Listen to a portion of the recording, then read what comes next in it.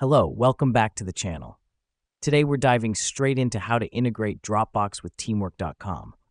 This is a handy trick to streamline your team's file management, so let's get started. Our first step is logging into your TEAMWORK.com account. This is where we'll be managing the integration process, so it's crucial to start here.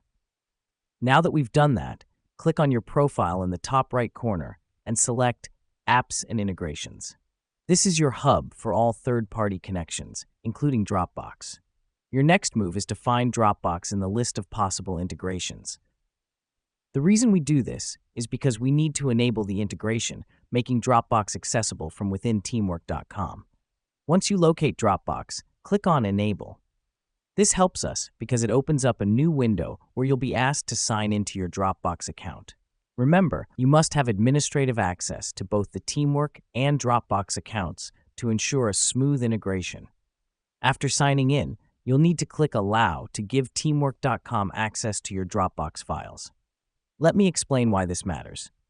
By doing this, you're permitting TEAMWORK.com to interact with your Dropbox files, making it possible for your team to access and edit them directly from TEAMWORK.com. The final step is to confirm the integration from TEAMWORK.com. Just navigate back to the Apps and Integrations page, find Dropbox, and you should see it marked as enabled.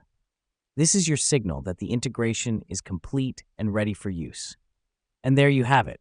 You've successfully integrated Dropbox with TEAMWORK.com. This not only boosts your team's efficiency, but also ensures that all your important files are easily accessible and secure. Thank you for tuning in. And remember, integrating smart technology like Dropbox with TEAMWORK.com is all about making your work process smoother and more efficient. See you in our next tutorial.